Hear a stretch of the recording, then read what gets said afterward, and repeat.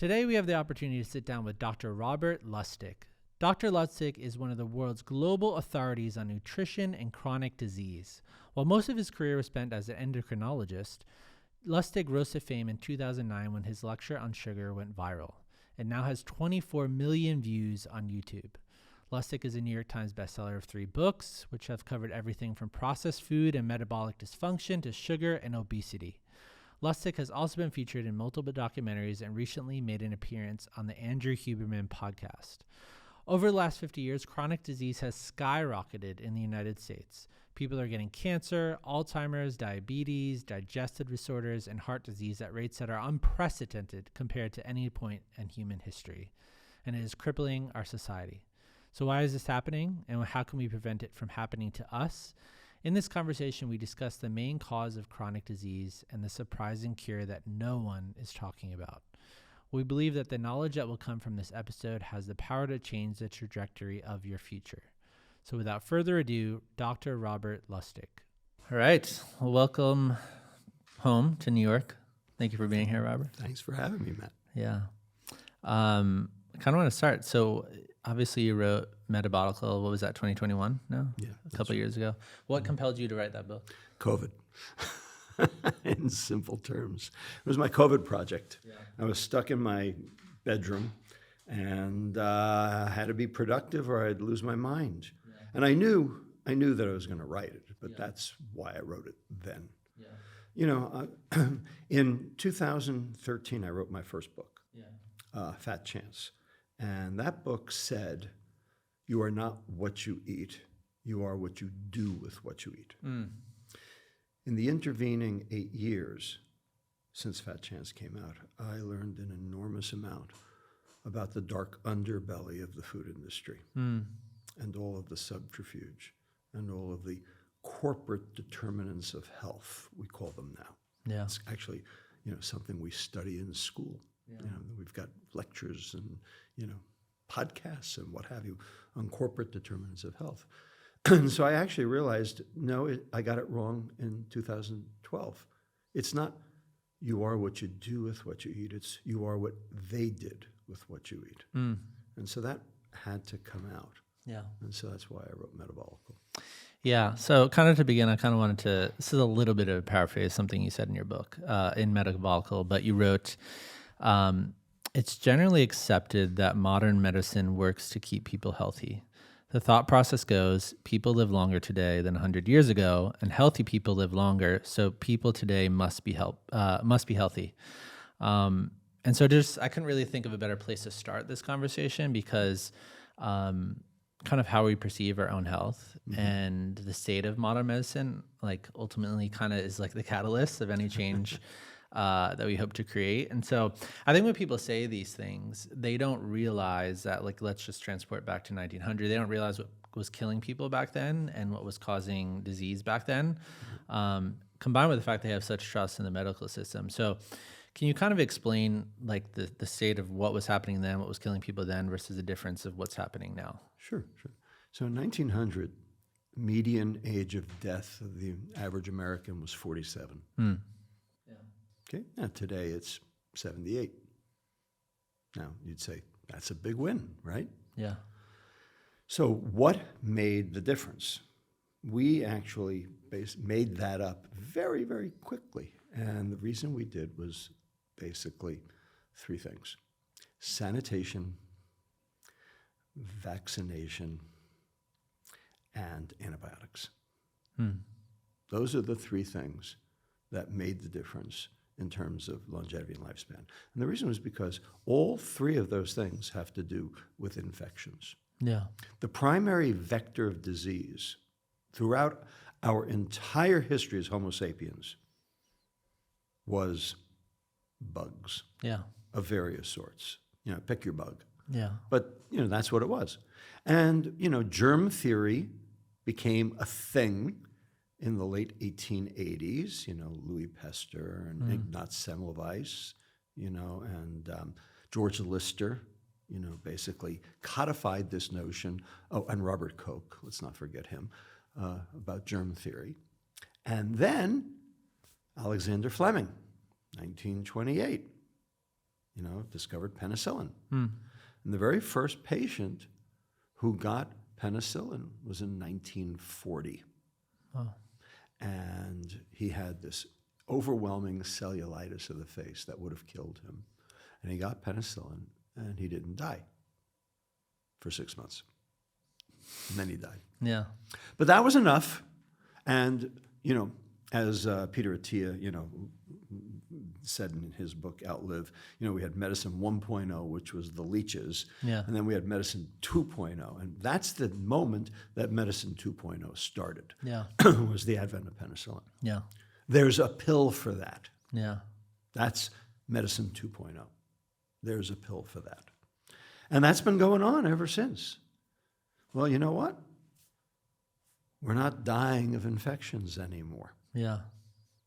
We're dying of this thing called chronic metabolic disease. Yeah.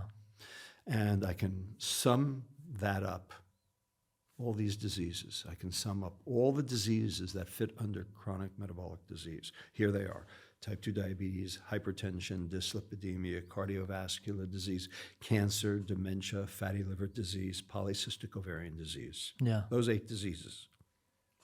Today, those 8 diseases cost 75% of U.S. healthcare dollars.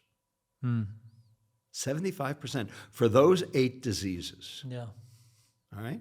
Every one of those is mitochondrial dysfunction. So hopefully your audience, took, 10th grade bio, and they've heard of the mitochondria. If they don't remember what it is, it's those little energy-producing factories inside each cell that takes chemical substrate and turns it into chemical energy that your cells can use. And that chemical energy has a name. It's called ATP, adenosine triphosphate. And the phosphates have the energy in them. And every time you break an a phosphate bond, you basically harness the energy to be able to power the cell, to be able to power the muscle, to be able to power the liver, to be able to power the brain, to be able to power, the heart. And that's basically what keeps you alive. Yeah.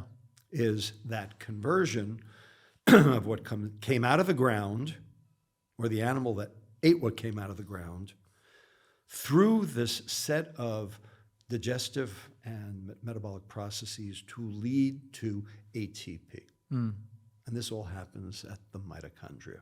Yeah. Every one of the diseases I just mentioned, all those chronic metabolic diseases, are all mitochondrial dysfunction. Yeah. So what is that telling us? That's telling us there's something wrong with our mitochondria.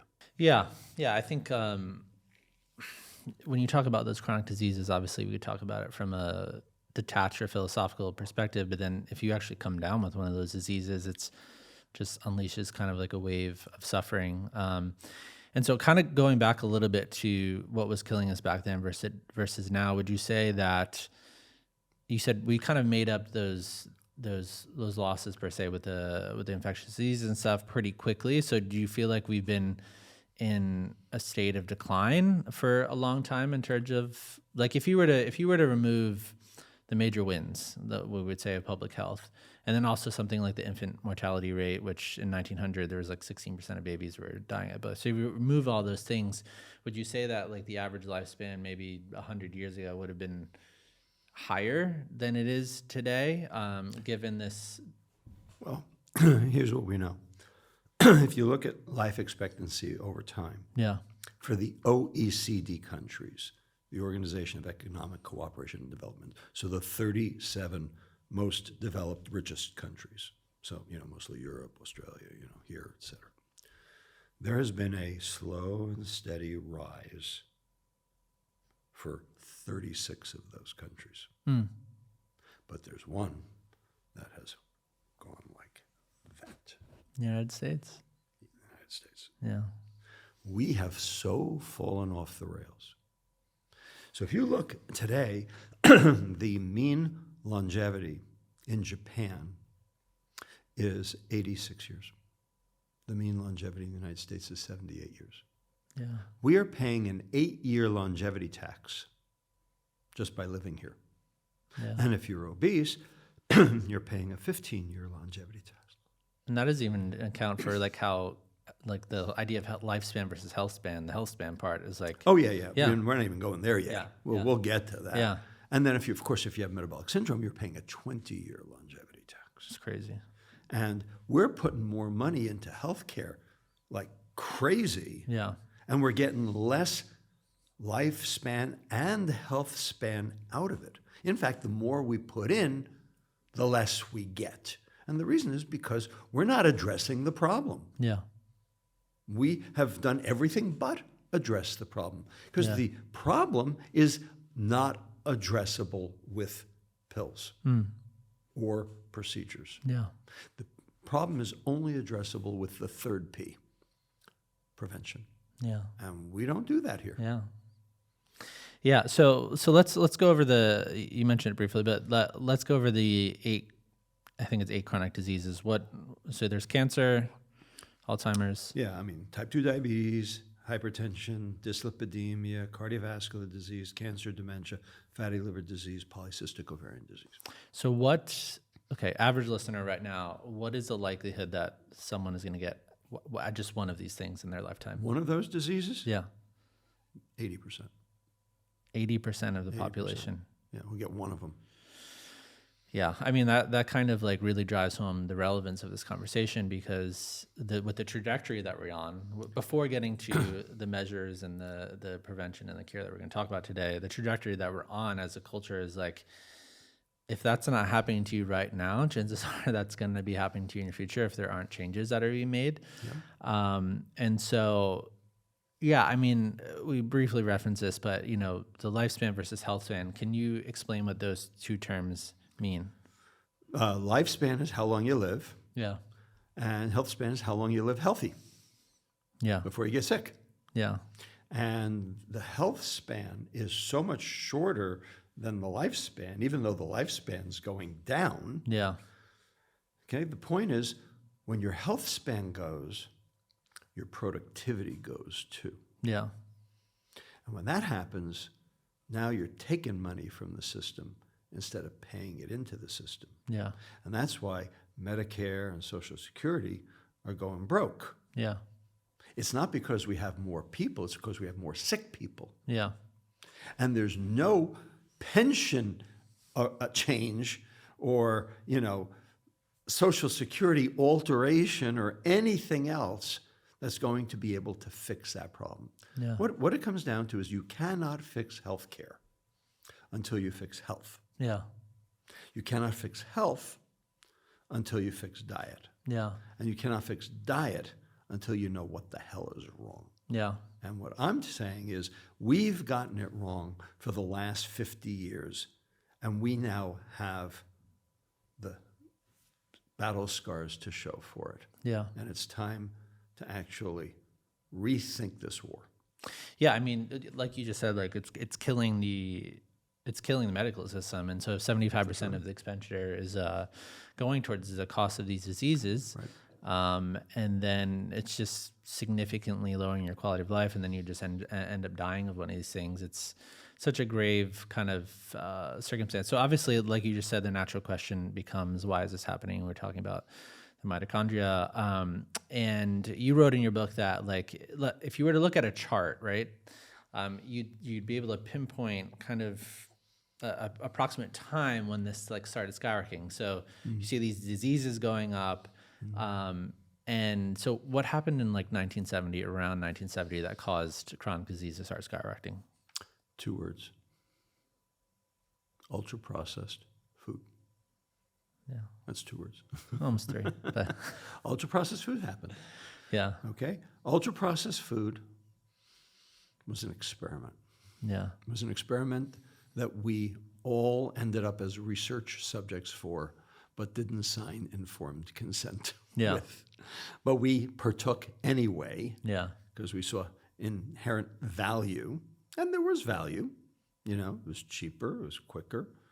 It allowed mothers less time in the kitchen so they could have 2 jobs instead of, 1 or even 3 jobs. Yeah. Okay. It let kids feed themselves. like Fruit Loops, Yeah. and what have you. I mean, there are all sorts of, shall we say, social improvements that occurred out of the notion of ultra-processed food. But the question that I need to pose to you and to your audience is ultra-processed food food? Food industry calls it that. A lot of people think so. Is it true? Yeah. Just because they say it is doesn't mean it is. So is ultra-processed food food? Is Cheetos food? Well, I think you would call it, you equated ultra-processed food to slow poison. Well, why is that? I mean, and, for your audience, what does that mean? Yeah. So the definition of food was straight from the dictionary. Yeah. Okay. And I love this definition. It is 100% right on target. Yeah. Energy substrate that contributes to either growth or burning of an organism. Yeah. That is food. Mm-hmm. Growth or burning. That's exactly right.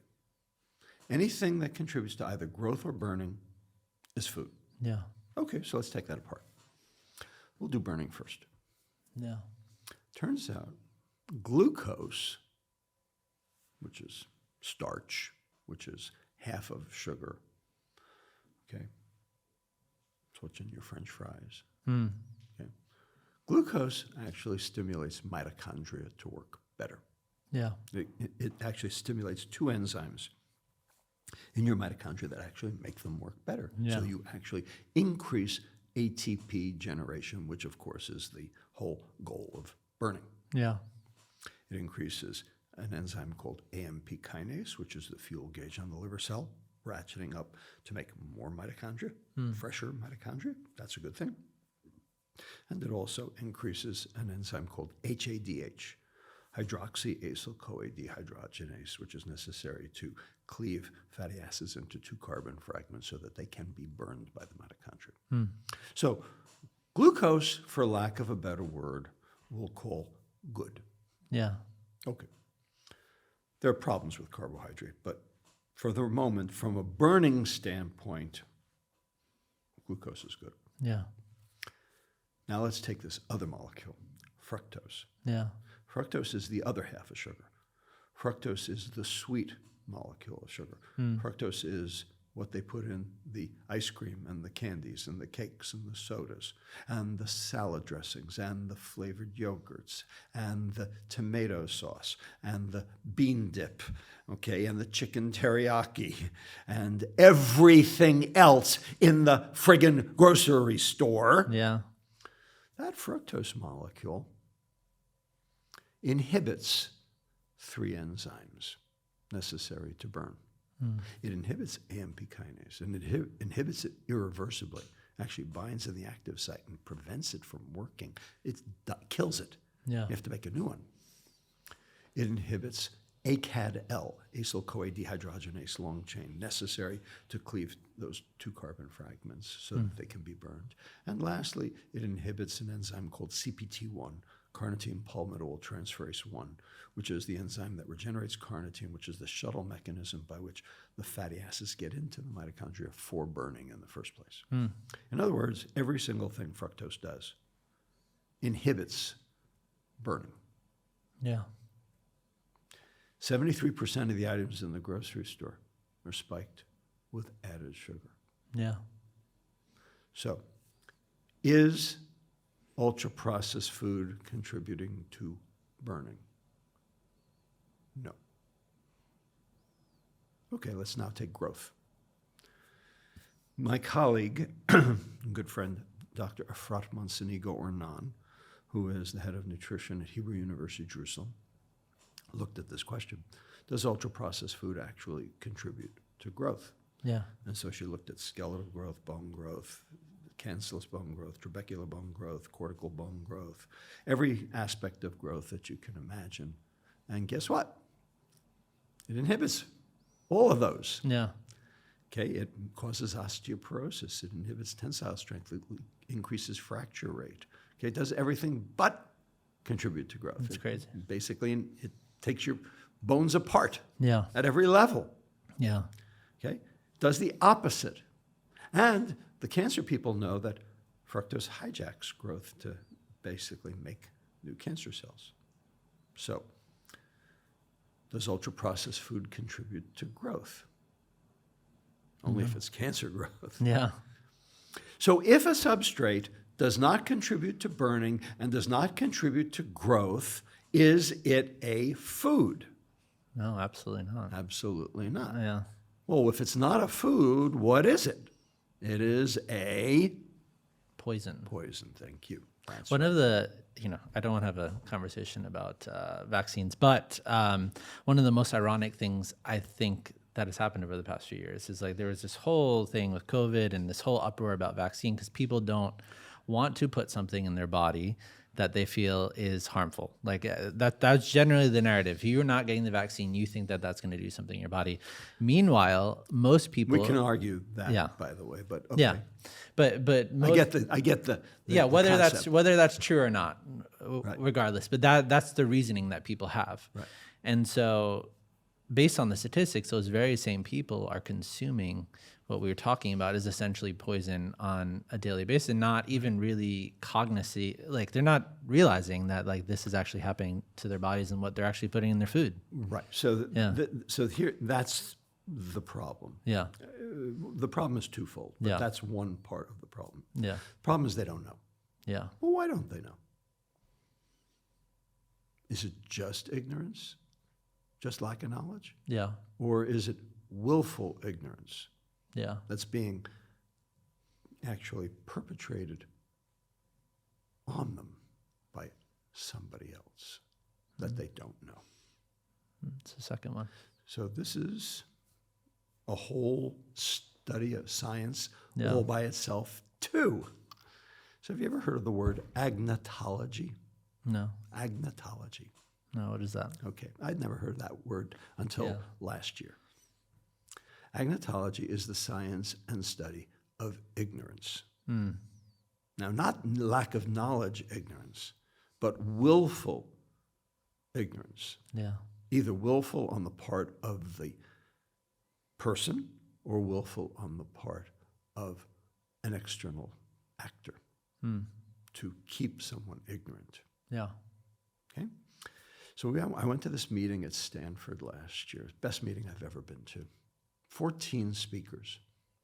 So we had the climate change people, we had the opioid people, we had the big meat people, we had the art people, swear to God, the art people. We had the deep fake people. Yeah. Okay. We had, all the alcohol people. It was, I said smoking.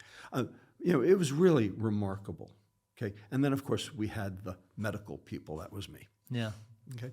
And I gave a talk about personal responsibility and Yeah. where personal responsibility came from. So here's a question for you. Who invented personal responsibility? You talked about this in the Andrew Huberman podcast. Okay. Yeah. Yeah. Tobacco industry. Yeah. Okay. Wasn't invented in the Declaration of Independence. Wasn't invented in the Constitution Yeah. or the Magna Carta or any, state house. It was invented by the food industry. No, sorry, by the tobacco industry Yeah. in 1962 Yeah. because they were getting killed on the science and they had to invent another reason for you to smoke. Yeah. Personal responsibility. Nobody put that cigarette in your mouth. Nobody lit it for you. You're in charge of your own actions. Yeah. Or are you? Or are you? Yeah. So this gets to the question of addiction. If you're addicted, can you exercise free will? Is it hard or is it impossible? I wouldn't say it's impossible. It's pretty damn difficult. Yeah. And that's the whole definition of addiction, because you can know that whatever it is that you're addicted to Yeah. is hurting your life, your health, your family, your economy, your community, and you are powerless to do anything about it. Yeah. Well, And you may not know you're addicted, yeah. okay? If you do, then it's bad. Yeah. And if you don't, then it's even worse. Yeah. Well, the thing about personal responsibility, I think that's interesting. We had Dr. Anna Olympia on here 2 months ago. And, she was talking about this idea of like self-binding when it comes to like having distance with the thing that you're addicted to or that you have dependence on. And I think the idea of personal responsibility as it relates to ultra-processed food is really interesting because it's around you everywhere. It's everywhere. Right. And then it's not only everywhere, but the people are paying slotting fees to put it right in your face at grocery stores, and then you're having ads around it. And then you're having all this misinformation that is being circulated around it. And I think to really drill home the idea of like why processed food is poison, you kind of like need to understand what's being done to our food, which is like the crux of like your book. And so you said all food is inherently good. And so going back to burning and growing, it's all food is inherently good because it does one of those two things. The problem is that in the course of food processing, poisons are either added or antidotes have been removed or both. And so there's really like 3 levels, which are chapter 18, 19, 20 of your book, of like what's actually happening to our food. And I think like this idea, if it's like ethereal or like, I don't know, is this actually true? I think it becomes very, very real and understandable for people when you understand these 3 things and how that inhibits the process of burning and growing. Right. And so the first thing, if we want to unpack, I kind of called it the contamination of our food supply, if that would be like the most accurate term. But can you explain how our food supply is getting contaminated? Sure. Yeah. So before we do that, let's talk about what the goals of health are. Yeah. Okay, the goals of health. In order to improve health, we have to improve metabolic health. We have to improve mitochondrial health. Yeah. That's what's missing. Acute medicine will take care of all the infections. Yeah. But this chronic metabolic disease, this metabolic health thing, only we can take care of that. There is no pill for this. Yeah. Ozempic is not the answer, and we can go into that if you want to also. Okay, we have to fix the mitochondria. Ozempic does not fix mitochondria. So in order to do that, we have to do 2 things. We have to promote metabolism, and we have to suppress inflammation. Both of those cause mitochondrial dysfunction. Yeah. Okay, promote metabolism, suppress inflammation. All right, how do you promote metabolism? There are toxins to mitochondrial function, and there are many of them. Yeah. They're not a few. There's a lot. All right, let's name some. The big one, the biggest one in the last 100 years. Sugar?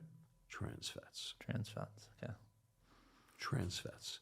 Invented in 1902, patented in 1911, called Crisco, introduced to baked goods in 1920. And that's when we started seeing the heart disease prevalence in this country start to skyrocket. Yeah. Not before that. Now you could say, well, because we weren't living long enough to have the heart disease, and you might be right. But it was with the advent of trans fats that the rate of heart disease started to skyrocket. It's also with trans fats when the rate of diabetes started to skyrocket. So who was the first person to notice the increase in diabetes in secular terms, in secular trend terms? And when was it? 1924, when the New York City Commissioner of Health, Haven Emerson, noted that there were 6 times as many diabetics in New York City as there were 10 years earlier. He was the first person to sound the alarm. It's a big jump. In 1924. Okay, and this is before added sugar, started pervading, being added to everything. So heart disease started to jump. Paul Dudley White at Mass General, who ended up being Eisenhower's physician when he had his heart attack back in the 50s, wrote about this. This was a big deal, and it was causing both heart disease and diabetes. Trans fats was the true big kahuna. The very first paper fingering trans fats as bad was in 1957. It's like 33 years later. 33 years later, before anybody even recognized that this was a problem. Yeah. Okay? They all saw the problem in terms of the outcome, but no one understood the cause. Yeah. And then the guy who wrote it basically got laughed at. His name was Fred Kumerow. He was a giant in this field. He died a couple of years ago at age 100 because he never ate any trans fat, by the way. His work was ignored until 1988. Yeah. So we basically went from 1924 to 1988 before anybody actually did anything about the trans fat problem. Yeah.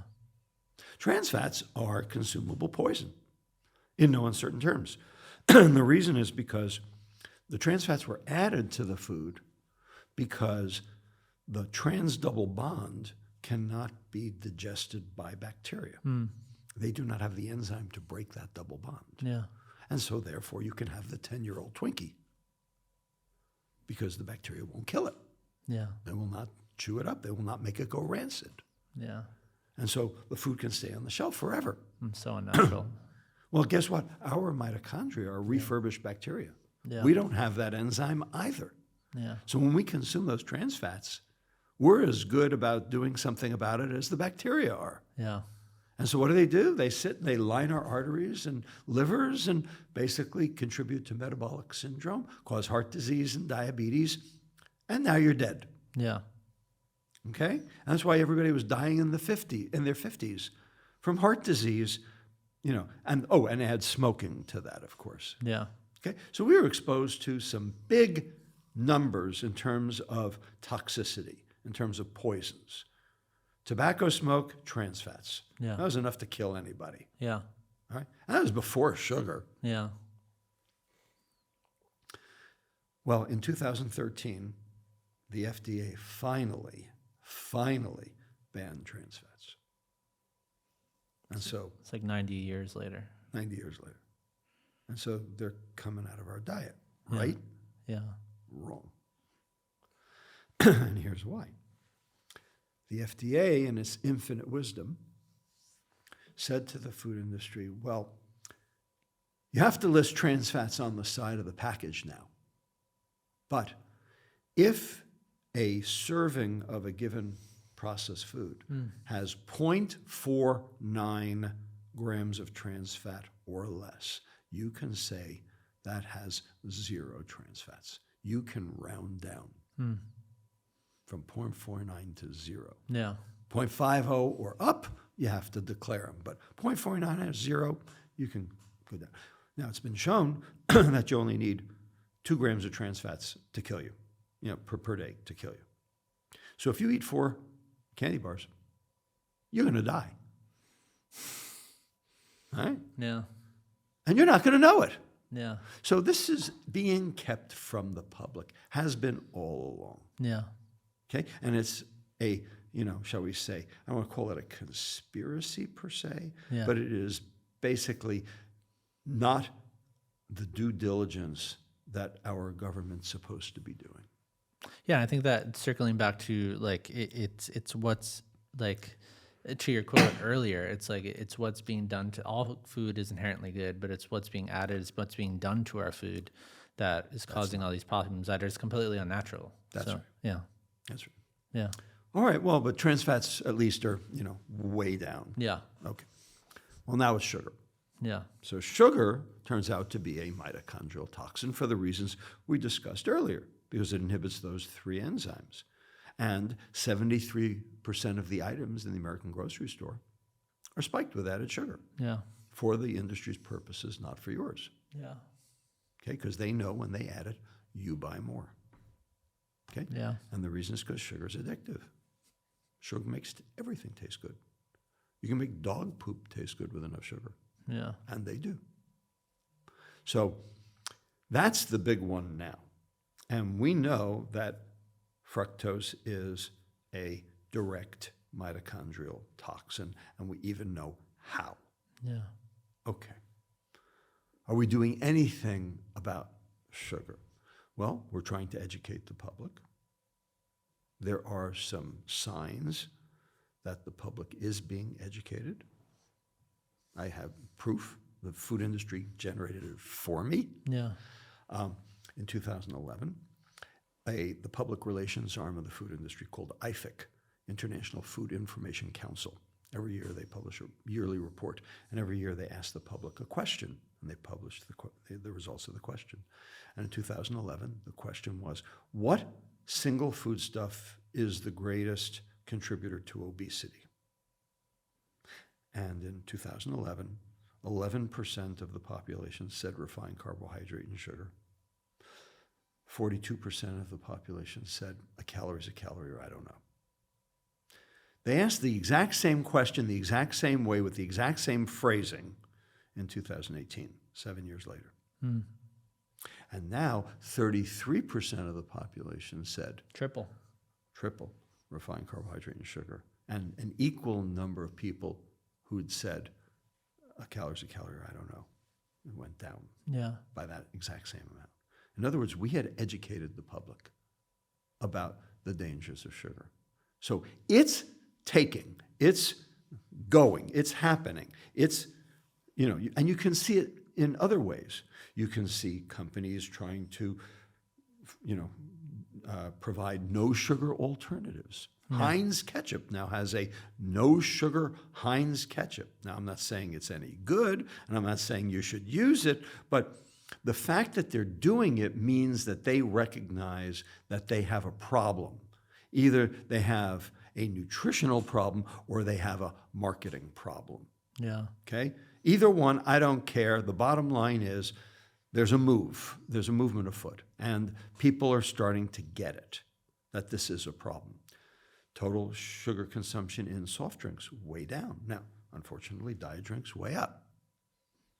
Are diet drinks okay? Is that the answer? Are diet sweeteners a good replacement for sugar? Not so good. Well, why is sugar a problem? Why is it bad for us? Say again? So why is sugar a problem, and why is it bad for us? I mean, what is it actually doing in the body? Sugar? Yeah. Well, so it is doing a bunch of things. The three things that sugar does, that fructose does, that glucose doesn't, it contributes to liver fat. It is a preferential substrate for liver fat. It undergoes this process called de novo lipogenesis, new fat making. Yeah. And when your liver stores that fat, now you have insulin resistance, metabolic syndrome, risk for type 2 diabetes. That's number one. Second thing it does, it binds to proteins. Okay? It's the caramelization reaction. It is the browning reaction. It is the reason you paint barbecue sauce on your ribs before you put them on the grill to get that nice caramel color. Yeah. Okay? Well, that's happening inside your body all the time, that browning reaction. It's known as the Maillard reaction. Okay? And what it's doing is it's damaging proteins in your body. Those proteins then are inflexible, they become dysfunctional, and they contribute to disease and death. Yeah. And that's happening whether you like it or not. It is happening as a matter of course for the mitochondria. But the goal is for it to happen as little as possible. Yeah.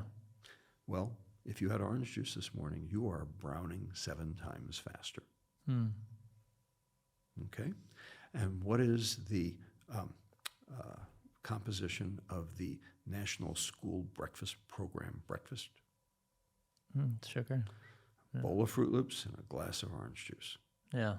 That is 41 grams of sugar for breakfast.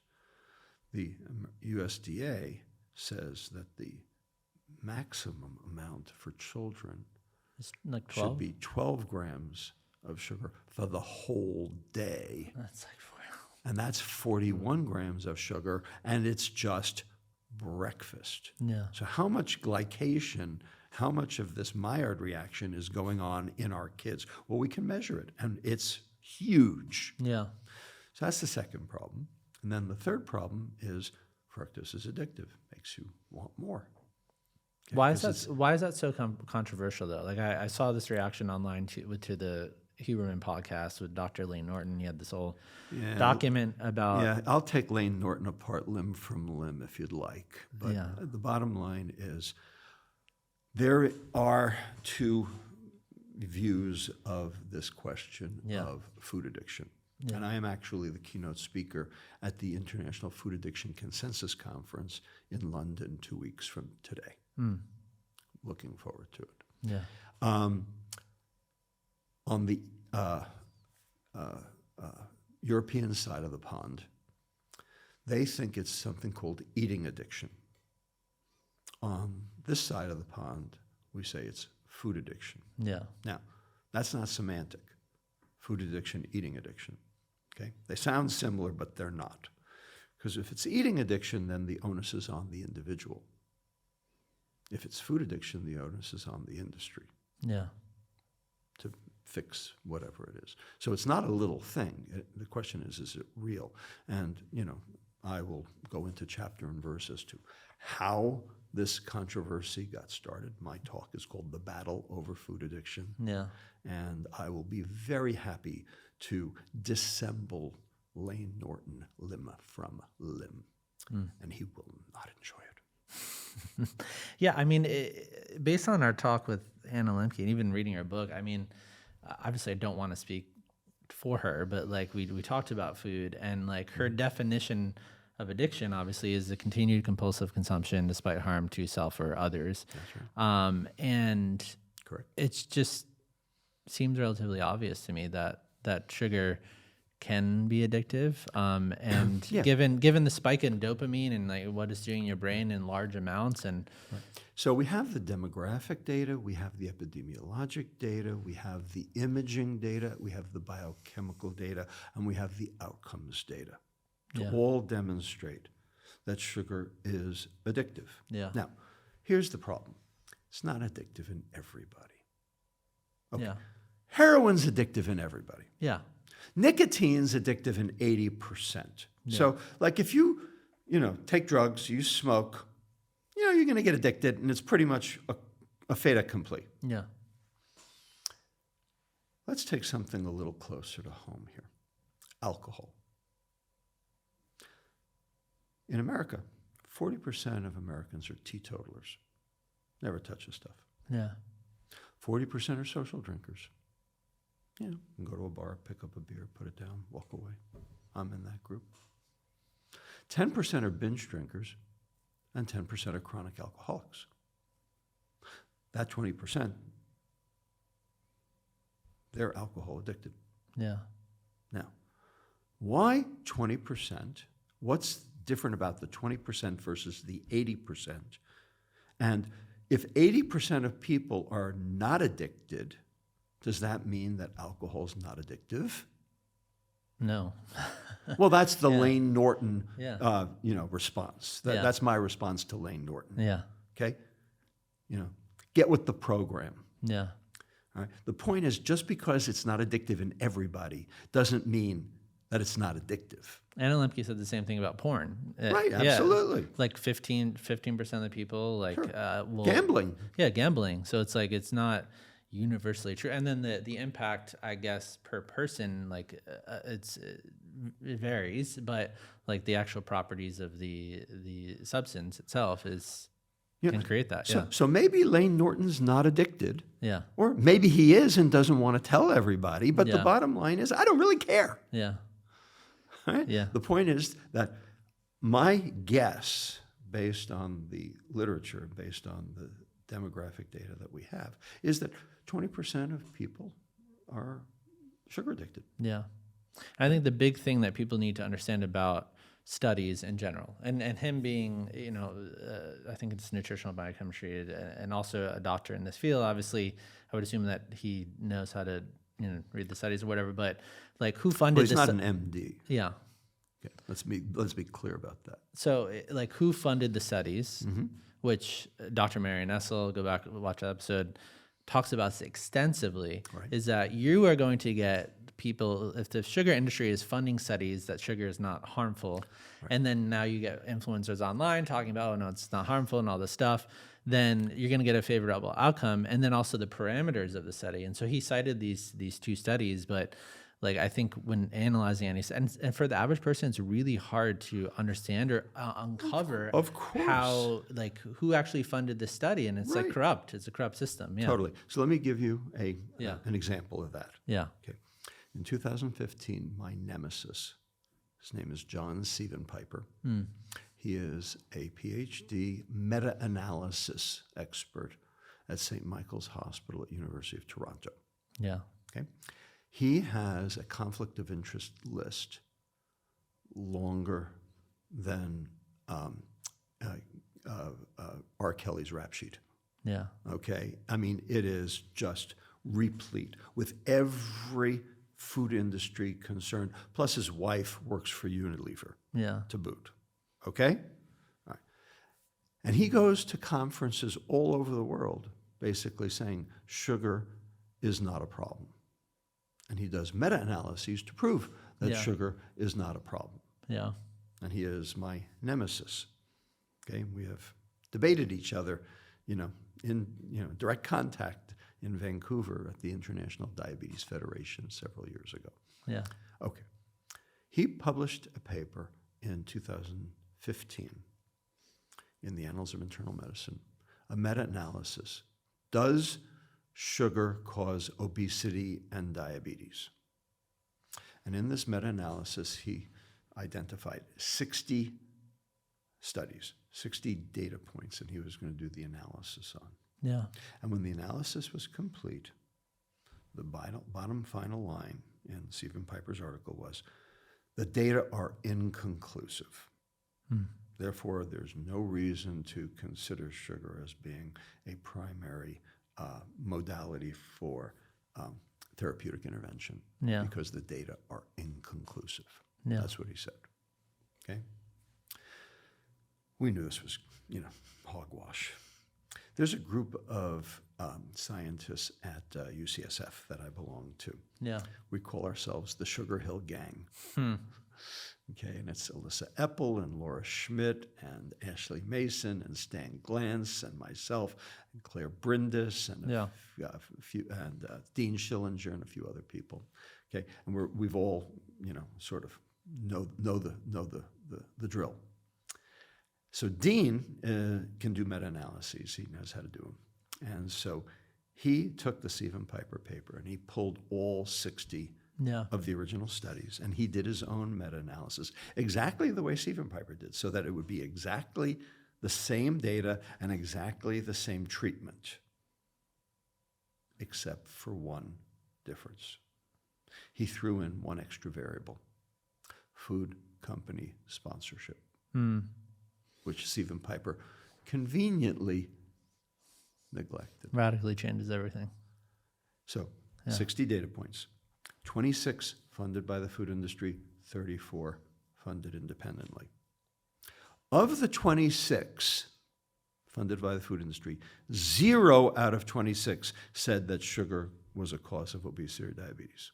Of the 34 funded independently, 33 of the 34 said sugar was a primary driver of obesity and diabetes. So what is this telling you? It's telling you that the data are polluted. The entire medical literature is contaminated by the food industry, specifically so that then they can say, well, see, the data is inconclusive. I mean, this is basically what Fox News does. Yeah. It's the same thing. Pollute the literature and then recall it, yourself saying somebody said. Yeah, it was me who said it. This is what's going on. And of course, the public is completely confused. It's my job to unconfuse them, but it's a tough job. Yeah.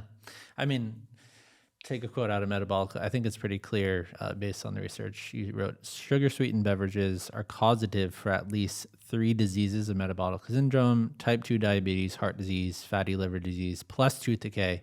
Then I also came across an episode that you did with Levels about kind of early emerging research with sugar fructose. Like, is there a role that plays also in the acceleration of Alzheimer's as well? And so, I mean, there's just so much happening around this. And what I find to be like interesting, obviously, is you said 73% of products obviously have added sugar in them. And one of the biggest characteristics of serial killers is the way they lure people in with their sweetness and charm, right? Mm-hmm. Knowing what they're about to do. Obviously, they're masters at deception. This is the case with Ted Bundy.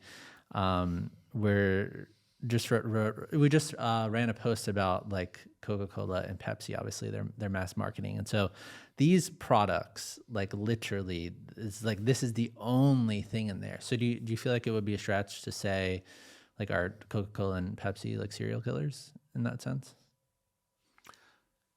I don't want to say that, not because it's not true. Yeah, they know what they're doing. Yeah. They know what they're doing. Okay. Now, they will tell you that they're trying to undo it, and I know they're trying to undo it, but it's very difficult. Let me give you an example. Yeah. 2011. Indra Nooyi. Ever heard of her? No. She was the CEO of PepsiCo for 18 years. And in 2006, she knew that sugar was a problem. Now, she was born in India, raised in Madras, India, now Chennai. And India has a 14% diabetes rate. Yeah. The United States only has an 11.4% diabetes rate. Yeah. And at the time, it was really only a 9% diabetes rate. It's gone up. Indra Nooyi is the head of the largest food conglomerate on the planet. And she knows that PepsiCo products are contributing to the diabetes burden of her home country. Yeah. And she wants to do something about it. Yeah. And she's the CEO. She should be able to do something about it, right? Yeah. So she hires Derek Yak, who's a PhD public health expert away from the WHO. He was the one who did most of the work on big tobacco for the WHO. World Health Organization. Sorry? World Health Organization. World Health Organization, right. And hires him away, and Derek Yak starts to help Indra Nooyi try to figure out how to reposition Pepsi as a leader in purveying health. That's insane. Well, this is what happened. And they came up with the Good For You line. So Pepsi's always had the Fun For You line, the Pepsi and the Doritos, and then they had the Better For You line, like the Slim Jims, Yeah. Now they had the Good For You line, like the hummus and the pretzels and the chia seeds and stuff like that. Yeah. Okay. And in 2011, PepsiCo lost $349 million. And Wall Street was calling for Indra Nooyi's head on a silver platter. Yeah. Okay, because she, quote, took her eye off the ball. This is why the system is rigged. Yeah. Well, Wall Street quarterly reports, stockholders, shareholders to placate. You only have a 3-month horizon. Yeah. What are you going to do?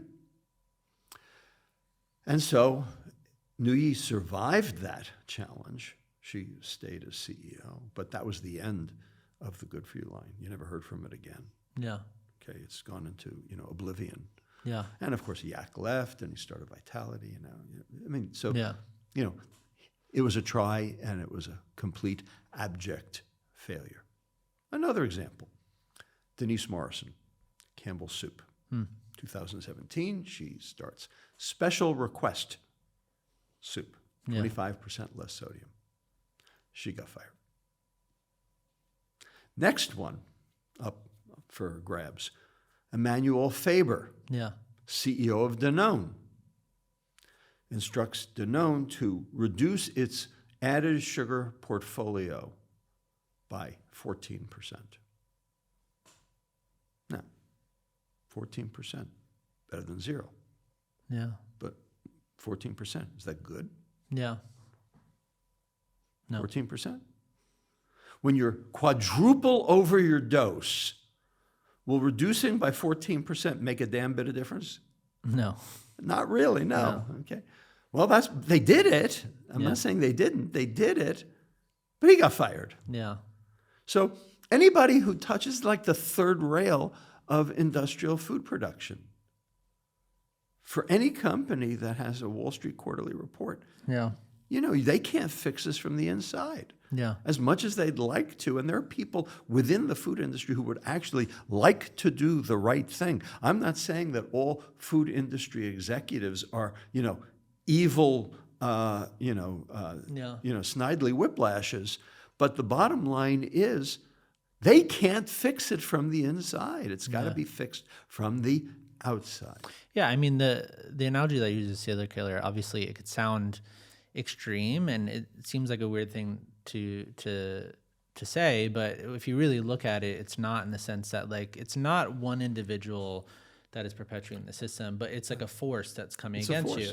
And the reason why the serial killer analogy works is because of the mass marketing. And so it's like they know what the product is doing. They know like all these diseases, going back to what we just said about what sugar sweetened beverages are causative for all these metabolic, and then people die. Obviously, that's the end result. So it's like a kind of a slow death, but they are marketing these products that are basically liquid poison and just facilitating it. And we've kind of only scratched the surface, and I want to close. Oh yeah, there's more to go on what's being done to our food, because a product like Pepsi, for example, it's not just the sugar is a huge component of it, but then you have the food additives that are being put into. There's literally, if you look at the ingredients and go back to the thing that you just said about promoting growth and burn, it's like there's nothing on that list of ingredients in Pepsi that is actual real food. That's right. There's literally like not even one ingredient, I don't think. That's right. And so can you talk about like the additives and, and the stuff as well? Sure. So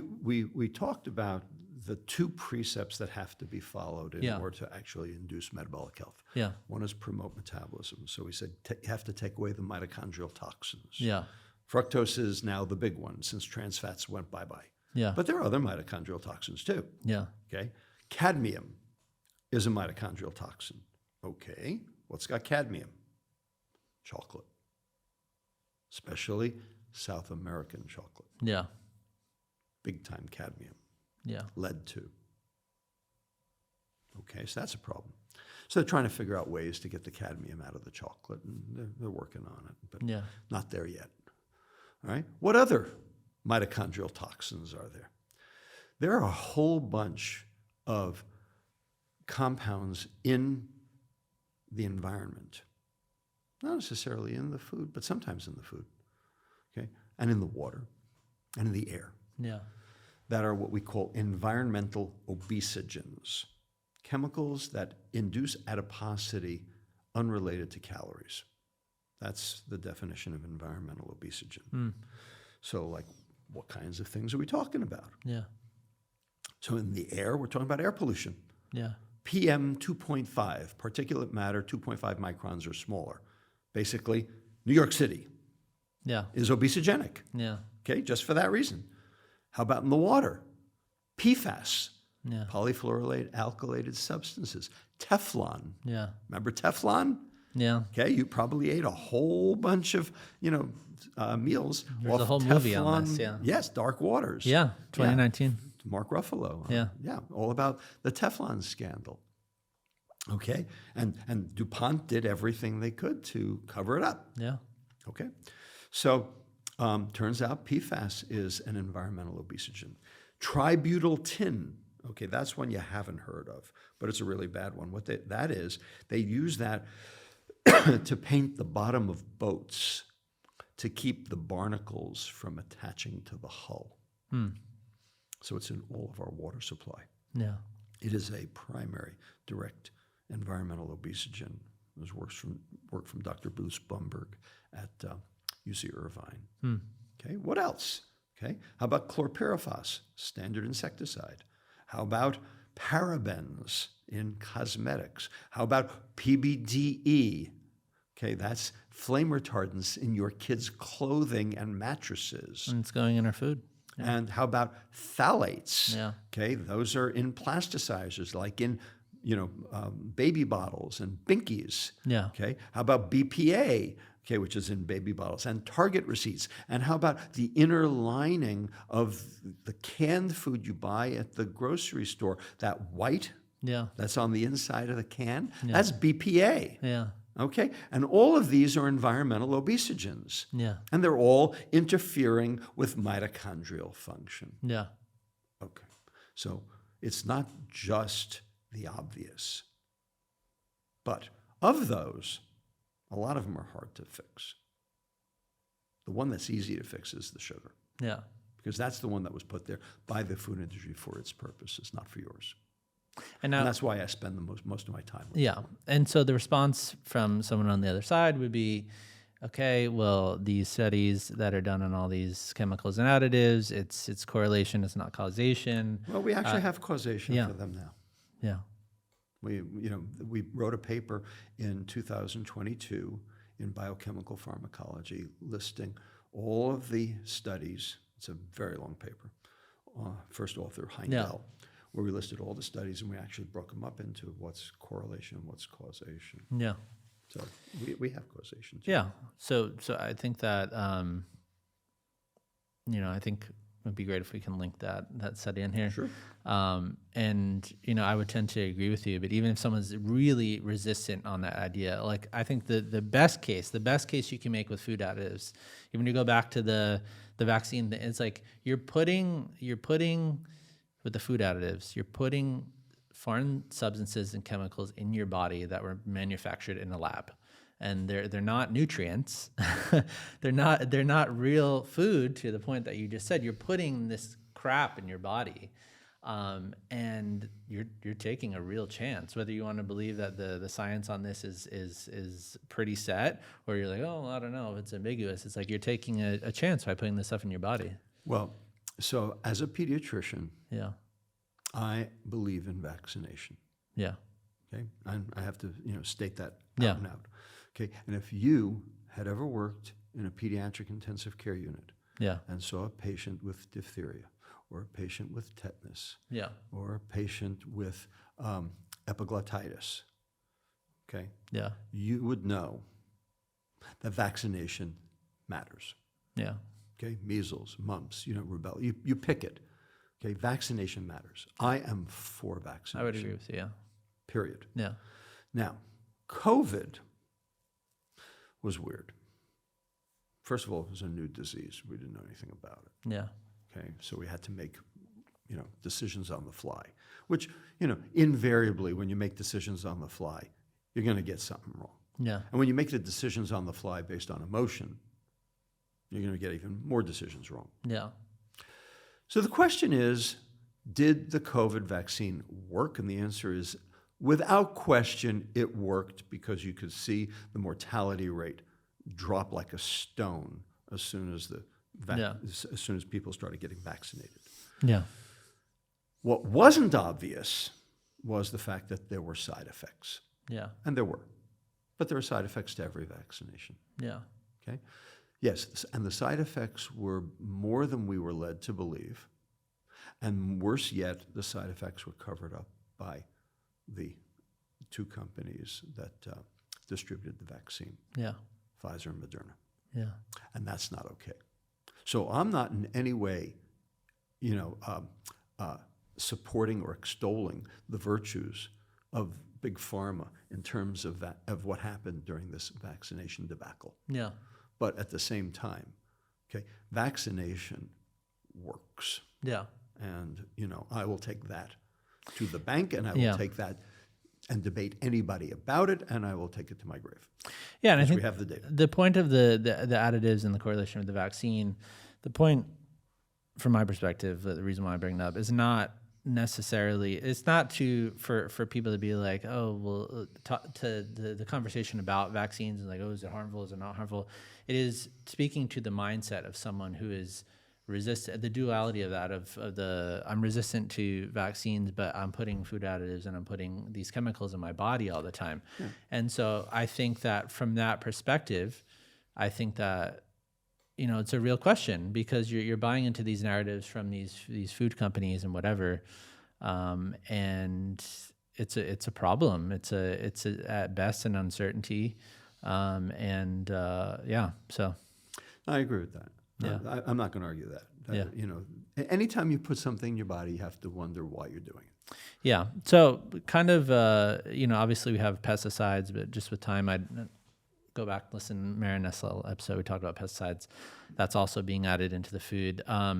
So as we get into this, move along the conversation, like what does healthy even mean? Sure. And so it's common to assume, we talked about all this data, like if you're not showing symptoms of disease or have not been diagnosed with one, then you're not healthy. But in your book, you said that 88% of the population is metabolically ill. So what does that mean? Make that 93. 93. So what does that mean? What it means is that 93% of people's mitochondria are not working right. That's what it means. And that they are at risk for chronic metabolic disease in the future. That's what it means. I want to bookmark this for later, but are there specific biomarkers that would indicate that we're on the road to getting one of these diseases? Absolutely. Okay. All right, we'll get to that. Without question. Let me finish a concept that we started. It was promote metabolism, suppress inflammation. Yeah. Remember, suppress inflammation. In order to be healthy, you have to limit inflammation. Inflammation is the driver of numerous problems in the body. Yeah. Okay? It is a primary driver of cardiovascular disease, a primary driver of diabetes, a primary driver of Alzheimer's, primary driver of everything. Now, the question is, why is everyone inflamed? Yeah. Now, if you have an autoimmune disease, it's obvious. Your immune system is, responding to some antigen that it, thinks is foreign, even though it's not, and it's basically attacking the whole body. Yeah. That's 10%. 10% of the public have an autoimmune disease. And there are different kinds. There's Hashimoto's, and there's, Crohn's, and there's rheumatoid arthritis, there's CIDP, there's a whole bunch. Okay, and all these people know who they are. All right. What about the other 90%? They're all inflamed too. Yeah. But they don't have an autoimmune disease. Yeah. Where's the inflammation coming from? The gut. Yeah. Now, your gut is a sewer. Okay? Yeah. What's the definition of a sewer? A pipe with you-know-what in it. Yeah. Family show. Okay? That's a sewer. Now, our intestine is a specialized sewer. Yeah. Because it is not just a pipe that leads from your mouth to your anus. Yeah. It extracts the good stuff along the way, but keeps all the bad stuff in the center, in the lumen of the gut, so it can ultimately leave. Yeah. Right? Yeah. Okay. That's where the inflammation's coming from, is all that junk. But the junk's not supposed to get into your bloodstream. But it is. Yeah. Something's happened to the gut that prevents it from doing its job. Now, it turns out the gut has 3 barriers to do its job. 3. The first is a physical barrier. That is called the mucin layer. It's a layer of mucus that is on top of every intestinal epithelial cell, basically, as a physical barrier to protect it. Yeah. The second barrier is called the biochemical barrier. They are proteins that hold the cells together like so. They are called tight junctions. The most famous of these are zonulins. This is what goes wrong in celiac disease. And when these tight junctions fail, what happens is they do this. And now the pore between the cells becomes semi-permeable, and stuff can get from the inside of the intestine to your bloodstream. Yeah. Because the door opened, if you will. Yeah. And then the door can close again. It can be transient. Okay? And then the third barrier is the immunological barrier. So there's a whole bunch of lymphocytes patrolling. Okay? They're called IL-17 cells. And they Th17 cells, and they secrete a cytokine called IL-17, which is designed to basically recruit more cells into the area if there's a potential violation. Yeah. Okay, so there are your three barriers: physical barrier, biochemical barrier, immunological barrier. Yeah. They're all failing. All three, Why? all at once, for different reasons. But there's one that basically is across the board. So here's what we've learned. Your intestine has bacteria in it, right? It's Yeah. called the intestinal microbiome. By now, probably most of your audience have heard that term, microbiome. It's the bacteria that live in your intestine, okay? And they can either make you well or they can make you sick. I've had SIBO for like 2 years. You had SIBO? Yeah, small Okay. intestinal bacterial overgrowth. I had it too. Yeah. I also had rosacea with it. Yeah. And you know what got rid of it? I stopped gluten. I stopped gluten. Yeah. And my SIBO and my rosacea got better. So I understand. Yeah. I live it with you. Yeah. How's that? Okay? Yeah. And every time I pass a bakery, I go, oh, man. But that's the way it is. Yeah. Okay? So you've got to feed the bacteria. Yeah. And what we've learned is if you don't feed your bacteria will feed on you. They will not die. They don't want to die. They will strip the mucin layer off your intestinal epithelial cells and use that for their food. Yeah. Rather than die.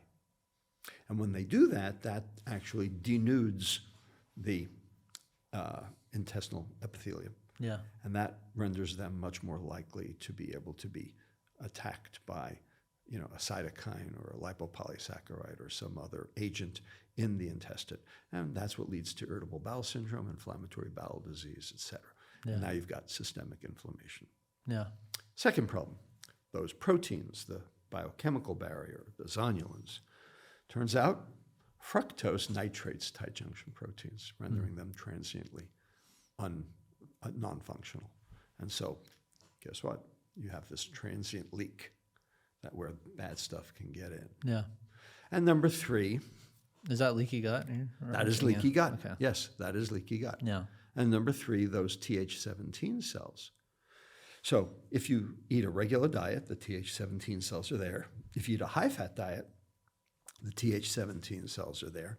If you eat a cafeteria diet, high-fat, high-sugar, the Th17 cells are not there. Yeah. They're replaced by Th1 cells. The IL-17 goes, and stuff starts making its way across into the bloodstream. You've lost your barrier.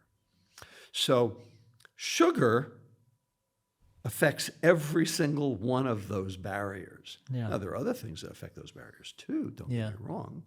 But sugar is, like the bad guy there. Yeah.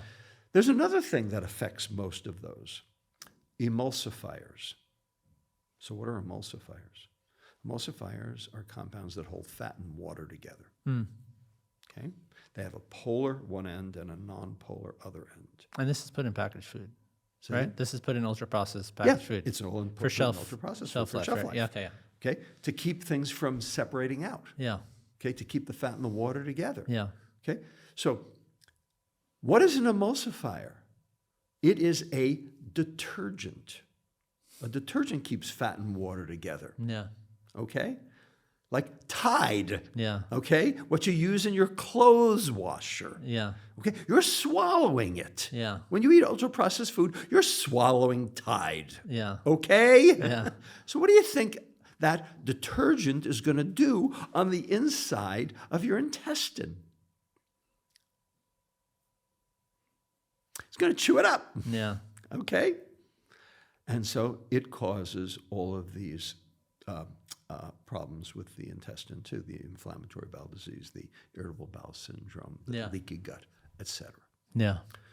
So what I've just described are the ways that ultra-processed food inhibits metabolism and promotes inflammation. Now the question is, does real food do that? Yeah. No. Yeah. Real food works, processed food doesn't. But processed food doesn't make the food industry. Processed food makes the food industry money. Yeah. And what we have to understand is that that's the the knife edge that we're on. Obviously obesity has become one of the most controversial issues in our culture today. Obviously that has to do more with, from a social justice standpoint, the way that, larger people are treated in our society, fat shaming, all that stuff.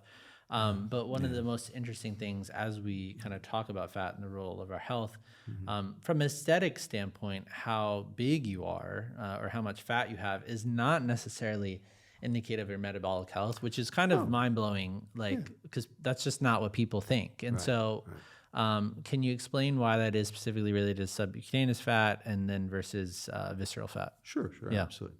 So I don't know if you saw it, but just this past weekend, there was this big New York Times article on a lady who's a fat activist by the name of Virginia Soul Smith. Okay? And her message is a good one in that fat shaming has to stop, and I completely agree with that. 100%. 100%. Yeah. Fat shaming has to stop. Fat shaming is inappropriate. Yeah. Because this is not a personal responsibility issue. I've already explained that. Yeah. Okay? This is a biochemical drive based on all of these environmental obesogens that people are exposed to, whether they like it or not. Yeah. Okay? So the idea of denigrating someone because they carry extra pounds is anathema to me. And I spent my entire career battling this in my obesity clinic. And I am completely in the corner of the notion of fat acceptance. Yeah. But, there's a but, big but. Fat acceptance and health acceptance are two different things. Yeah. Now, you can be fat and healthy. You can be thin and sick. Yeah. Just because you're fat doesn't mean you're sick, and just because you're thin doesn't mean you're healthy. And there are plenty of thin, sick people calling the fat, healthy people the problem. Yeah. And that's not okay either. Yeah. All right. Now, Virginia Soul Smith lets her kids eat chocolate before dinner, because she says there's value to every food. Donuts and kale are the same. Well, based on everything we talked about, then that's I think not. Yeah. I think not. Yeah. Okay? They are metabolically very different for all the reasons that we've already discussed. Yeah. And I don't care how much somebody weighs. I care if someone's healthy. Yeah. I'm a doctor. Yeah. My job is to help people be healthy. Unfortunately, the message of Ms. Soul Smith is it doesn't matter. Oh, it matters a lot. Yeah. So that's not okay. And so that's the point I want to make, to your audience. Yeah. Okay, is it's fine if you carry a few extra pounds. So the question is, which few extra pounds can you carry? Yeah. There are 3 fat depots. And people have to understand the difference between the 3 fat depots. When you stand on the scale, you're measuring all 3 fat depots together. Yeah. That's irrelevant. Yeah. That's the worst way to figure this out. Never stand on a scale. I agree with that.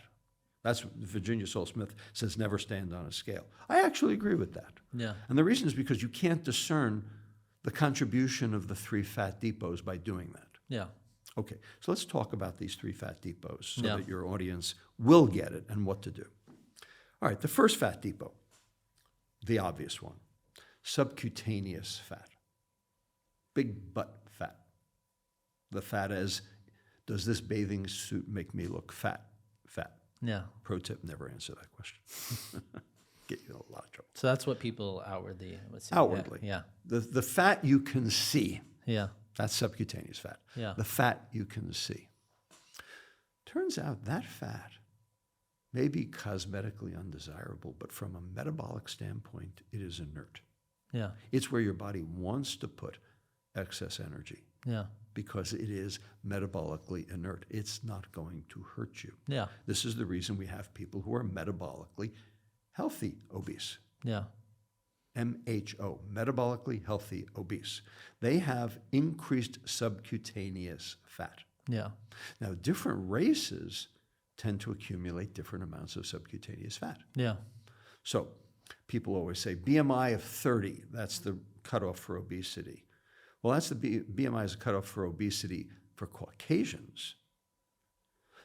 For African Americans, it's a BMI of 35. For Asians, it's a BMI of 25. Yeah. Because they carry different amounts of subcutaneous fat. Yeah. But the subcutaneous fat's not the problem. So how many pounds or kilos of subcutaneous fat do you have to accumulate before you actually start manifesting metabolic illness? 20? About 20, 22, 25, in that ballpark somewhere. Yeah. Okay? And the reason is because the fat vacuole, the place in the adipose tissue cell, expands. You know, you're forcing more fat in. It gets bigger, until finally the perilipin border that circles that fat vacuole finally breaks down. The fat dumps into the cell, chokes off the cell dies, recruits macrophages, inflammatory cells, into the fat to clean up the grease. Yeah. Those macrophages then release cytokines, which go to the liver through the systemic circulation. Yeah. In order to generate insulin resistance and the start of metabolic disease. But they have to go through the systemic circulation because the drainage of the subcutaneous fat is the general circulation, the systemic circulation. And how big is the systemic circulation? 6 liters of blood. So it's the cytokines in 6 liters. Second fat depot, the visceral fat, the big belly fat. Yeah. Now, it turns out the big belly fat has nothing to do with food. The big belly fat has to do with stress. Yeah. Stress. Now, how do we know this? Because you can take people who are clinically depressed, who have major depressive disorder, who have to be hospitalized for suicidal ideation, who have to be kept from themselves by admitting them to the hospitals so they don't commit suicide. You stick them in a scanner, and their subcutaneous fat is going down because they're not eating, because they're anhedonic. They're basically not eating, but their visceral fat is increasing. Yeah. Because their cortisol levels are high. Yeah. And anything that drives cortisol up will drive your visceral fat up. Yeah. So visceral fat is not related to food per se. So how many pounds of visceral fat do you have to store before you start getting sick? It's like Well, 1? 4 pounds. 4 About pounds? 4, maybe 5. So significantly less. Significantly less than 22. Yeah. And why? Because 4 pounds only has to drain into the portal vein to be carried to the liver. Yeah. Now, the systemic circulation is 6 liters, but the portal circulation is only about 250 cc's. Yeah. So that's 24 times smaller. Yeah. So the concentration is going to go up a lot faster. Yeah. So your liver is going to get sick a lot sooner. So you can't store much visceral fat before you get sick. Yeah. But it's stress that caused it. Fat depot number 3, liver fat. Okay, that's where the action is, because that's where the problem lies. And so how many fat pounds or kilos of fat can your liver store before it gets sick? Probably even less. Half a pound. Can you measure half a pound on a scale? Not really. Not really. Yeah. It's very little. So that's why 45% of Americans have fatty liver disease and don't know it. Yeah. Don't know it. Because they can't see it on the scale. And their doctor didn't tell them. One of the things that confused me when I was reading your book and just the literature on this subject is, okay, so if you said something like 20% of people that are quote unquote whatever fat or obese are metabolically healthy, right? And you said that it's based, like, one way of like measuring this is how like large your waist is proportion to your height, correct? And so it would seem to me that like people that are obese almost universally all have large waist size. So how can you Not explain to me- automatically. Yeah, can you explain to me how that? A lot of them do, Yeah. but not all of them. Yeah. Okay, there are some who don't. Yeah. You know, fat and fit.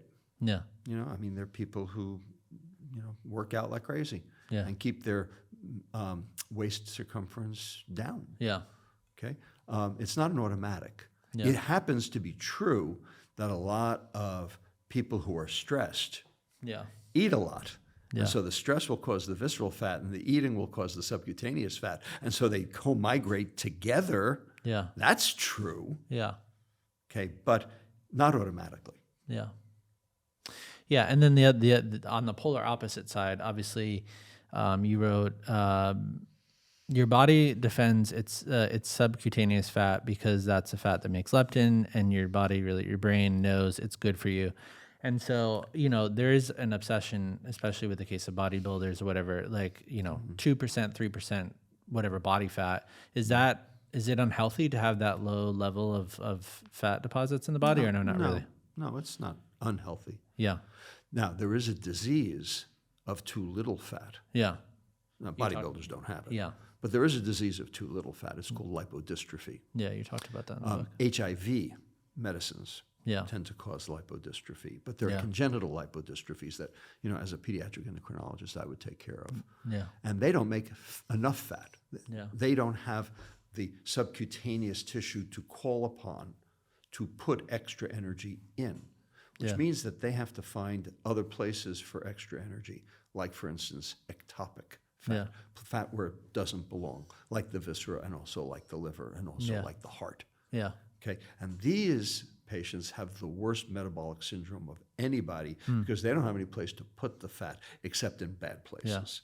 And so they get diabetes like that, and they need thousands of units of insulin to bring their blood glucose down, and they die early. Yeah. That's not a good thing to have. Okay. So too little fat is actually worse than too much fat. Yeah. All right. So I wanted to briefly talk about, obviously you had two components to the definition of healthy, protect the liver, feed the gut. And then you kind of lay And out. support the brain. Yeah. It's another one that we added after Metabolical. Yeah. I knew about it when we wrote Metabolical, but like adding 3 was like too much. Yeah. The book was already too Yeah. large. Probably the most surprising and shocking discovery that I found from your work, which really is just wild when we talk about big pharma and all this stuff, is like, I wouldn't call it the cure, but like there's these 8 subcellular processes that underlie all chronic conditions. And so the processes aren't negative or positive just by themselves, but like they can become a positive for you if they're working right, but then they become a big negative. That's right. And so can you kind of just give like a brief overview of these processes? Sure. Yeah. So in Metabolical, I basically say that it's not about obesity. Yeah. Okay. Obesity is a marker for the problem. It's not the problem itself. Yeah. Well, what is the problem? The problem is chronic metabolic disease. The problem is dysfunctional metabolic health. Yeah. That's the problem.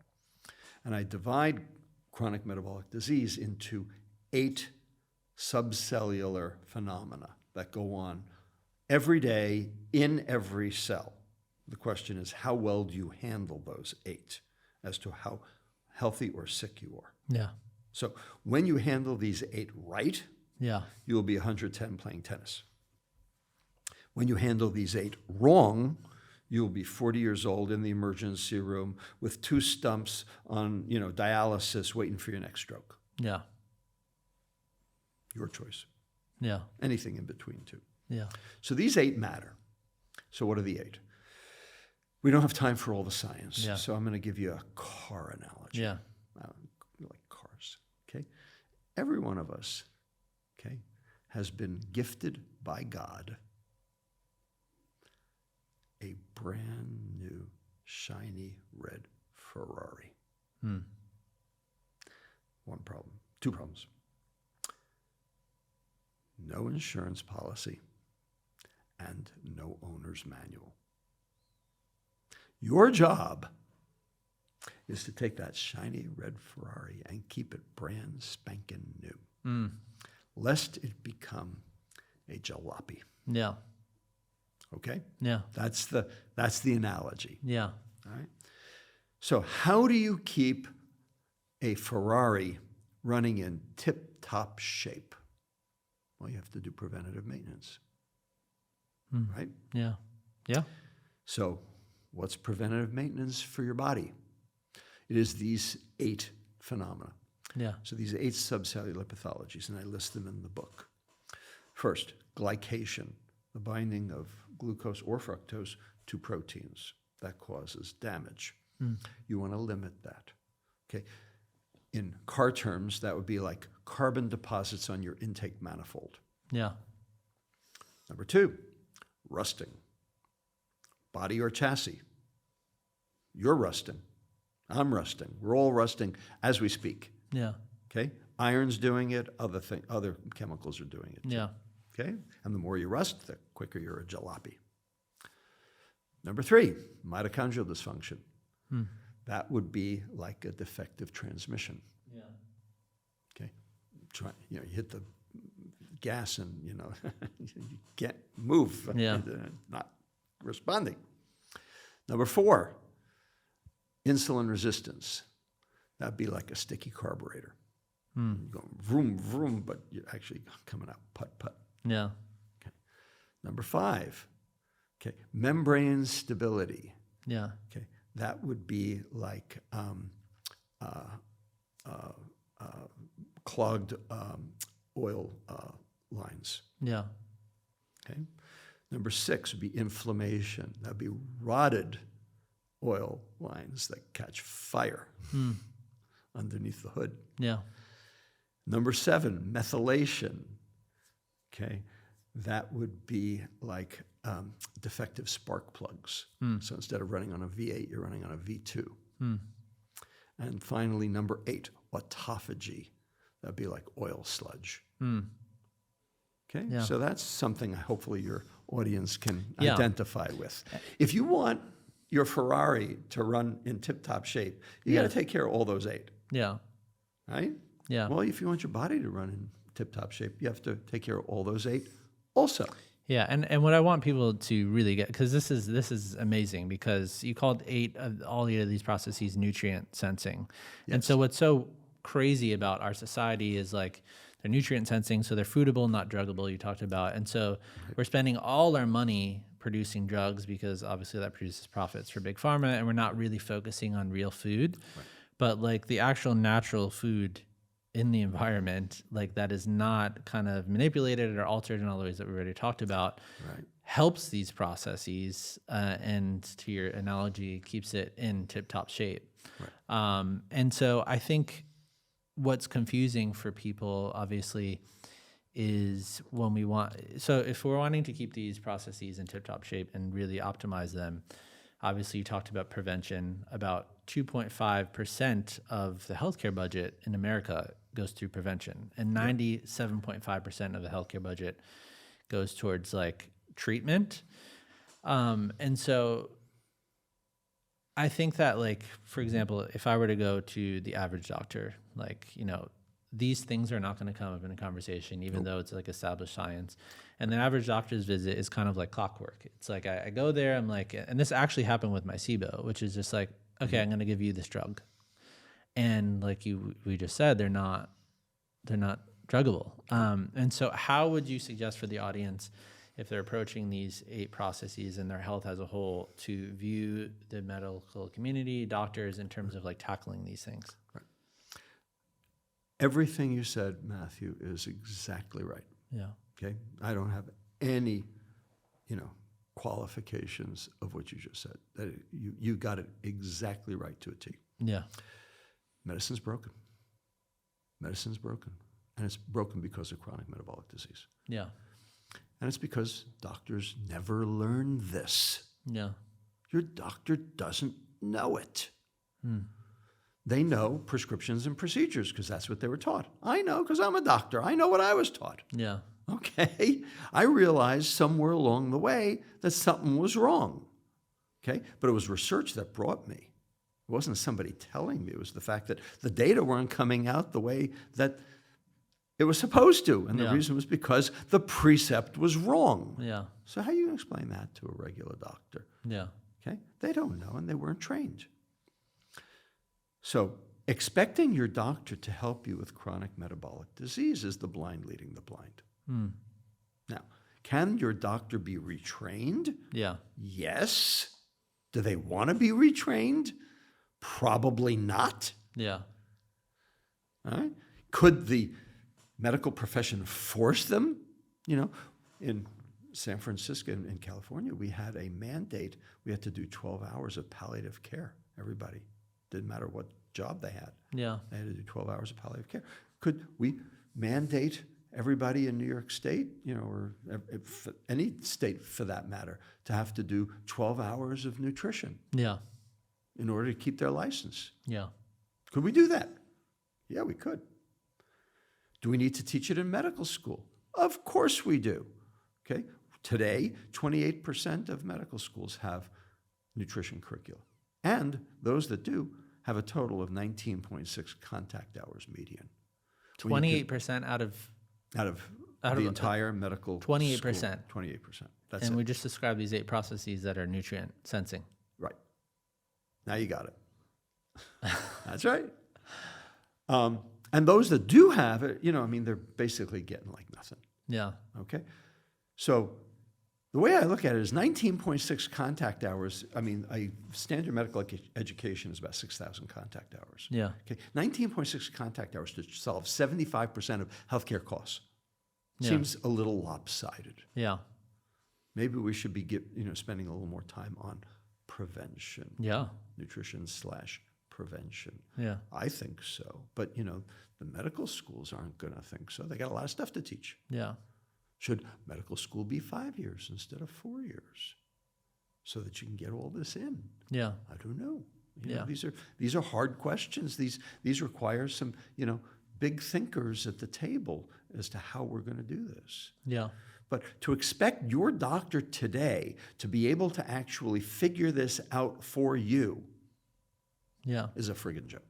And I want to be clear with this because obviously we talked to, like, if there's a doctor listening to this or just say whatever clinical doctor, we talked about obviously modern medicine is very effective with surgeries, it's effective with the acute diseases. Yeah, the acute stuff. That stuff works. But when it comes to chronic disease, I also don't want to paint it like no one's like making breakthroughs. So can you talk about like functional medicine, and if you do have a functional doctor in your area or you can connect with them, how they might aid this process of those 8 subcellular things? So there are these 2 medical Yeah. subspecialties that the ivory tower medicine people call cults. Yeah. But they're not cults, that have sprung up around this issue to try to help the population. Yeah. One is called integrative medicine and was founded by Andrew Weil. And the other is functional medicine. I don't know who founded it, but Mark Hyman is one of the biggest proponents of it. He's a good friend. Yeah. And Andrew Weil's a good friend. They're both good friends. Yeah. Love them both. Yeah. Okay. So what's the difference between the two? Integrative medicine is primarily a holistic approach to the patient as opposed to systems-based. Yeah. And functional medicine is specifically looking for root cause. And that's a good thing to do. I'm for root cause. But what they often do is they tend to want to treat that root cause with supplements. Yeah. And I don't know that that's necessarily the right thing to do. So that's where I sort of get off the, Instead the of food, you mean? Well, they believe in real food, but they think that supplements will basically help solve it. Yeah. And I'm not sure that that's actually needed or the case. Yeah. So I am neither a holistic medicine doctor or a functional medicine doctor, but I believe in the precepts. Yeah. Okay? Famously, Desmond Tutu said, if you're fishing all these people out of the river, okay, you got to figure out who's pushing them up, in upstream. Yeah. You got to go upstream to find the cause. Yeah. And I believe in that. And that's what we're trying to do here. That's what we're trying to explain to people is there are root causes for all these diseases. Yeah. And the other thing is they are not fait accompli. Okay? Type 2 diabetes, the American Diabetes Association today will tell you that type 2 diabetes is a chronic, progressive, unrelenting disorder that is primary genetic, that requires lifelong medication. Which is crazy. Yeah. Every single thing I just said is a fallacy. Yeah. Every one of them is wrong. Verifiably wrong. Yeah. But that's what the American Diabetes Association says today. Yeah. And in The Guardian, just last week and the week before, there is now going a series by Neil Barsky outing the American Diabetes Association. And by the way, Diabetes UK while we're at it. Yeah. Okay, and I'm going over there in 2 weeks. We're going to take them friggin' apart. Okay? As far as I'm concerned, these organizations need to fold. Yeah. They are actually doing harm. They are not doing good. Yeah. Because they are telling people, they're giving disinformation. Yeah. They are not telling people what the real story is. Yeah. So when you have dark force, and the reason, of course, is Big Pharma, because Big Pharma underwrites their entire budget for both of those. Yeah. Because it works for them. So when you've got these dark forces working to basically alter the corporate determinants of health, and that's what this is, how do you battle against it? How did we do it for tobacco?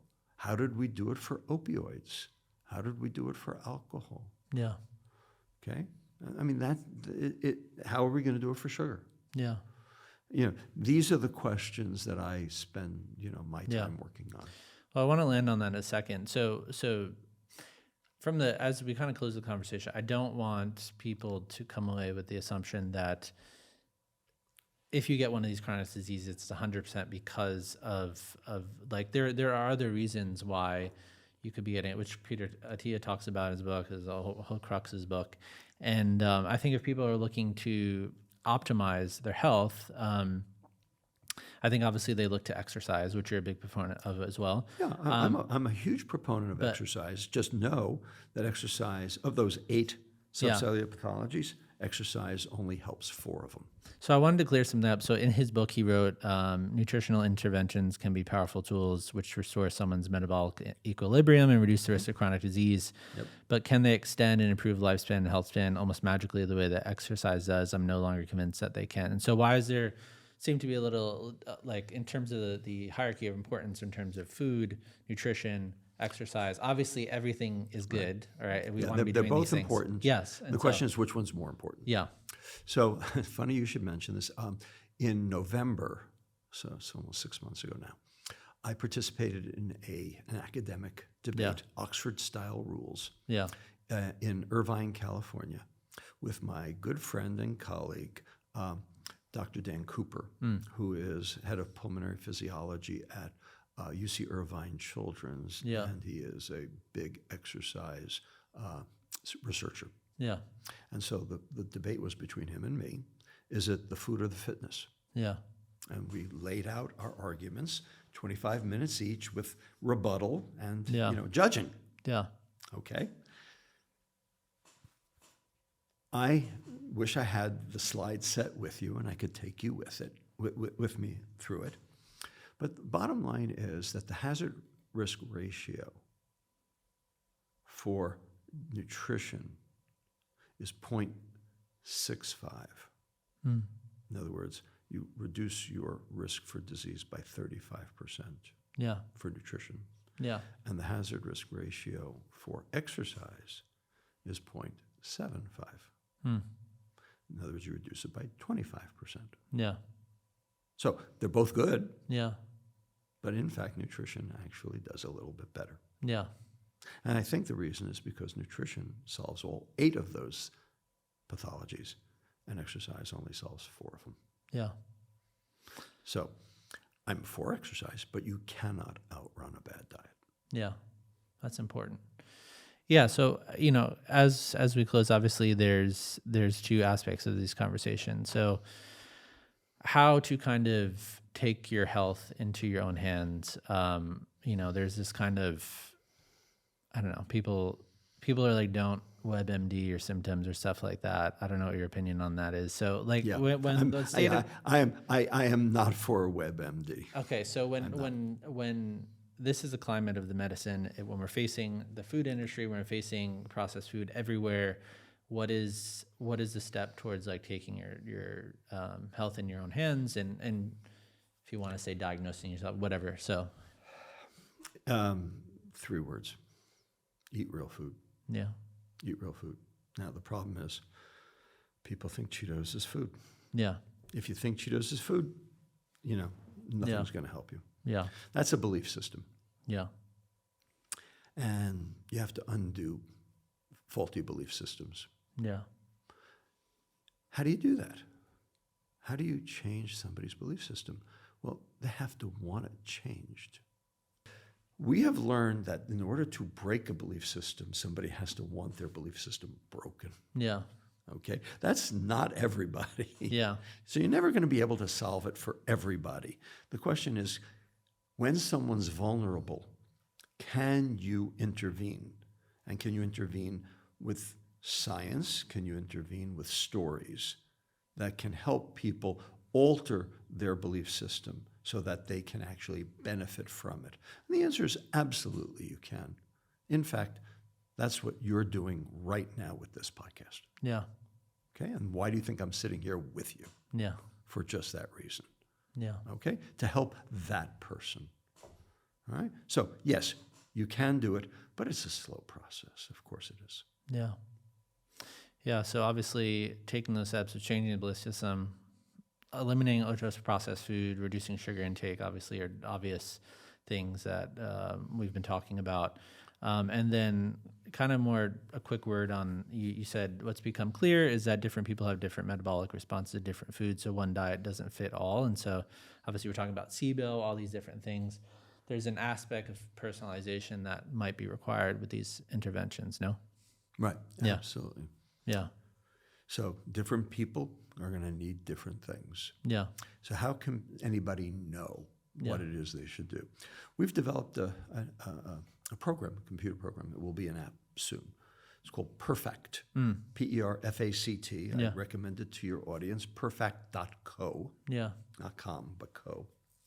And what it does, it's a recommendation engine that will actually take your grocery store apart based on the principles of metabolic health. Yeah. It will only show you the items in your grocery store that are healthy for you.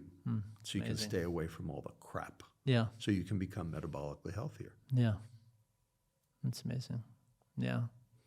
Yeah. I think, there's so many things as we close, obviously, when it comes to this idea of, vegan or carnivore or whatever. And I think it's understanding that based on your own individual metabolic responses, obviously you might respond differently to something than somebody else, but eliminating the ultra processed foods, reducing the sugar intake, all of that stuff, you're eliminating all these factors off the bat. Get rid of the sugar, Yeah. add the fiber. Yeah. Those are the 2 basic precepts to metabolic health. Yeah. Sugar is hurting your mitochondria. Fiber suppresses inflammation. Yeah. All right, you get both in real food. That's what real food is low sugar, high fiber. Yeah. Processed foods, high sugar, low fiber. We have developed a proprietary fiber to help processed food behave in the intestine like real food. It's called Biolumin. The product name is Munch Munch. You can find it online, munchmunch.shop.